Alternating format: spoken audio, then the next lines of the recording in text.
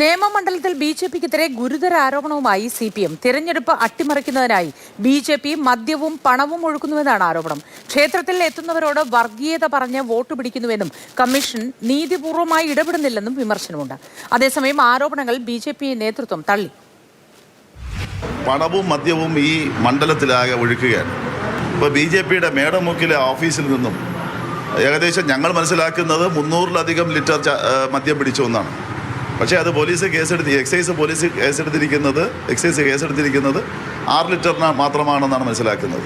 RMSൽ 4 box നിറച്ച് പണം വന്ന് ഇറങ്ങിയെന്ന് ഞങ്ങൾ പരാതിപ്പെട്ടു. ഞങ്ങളത് ആ വാഹനത്തിൻ്റെ കാറിൻ്റെ നമ്പർ സഹിതം അവിടെ അന്ന് കൊടുത്തതാണ്.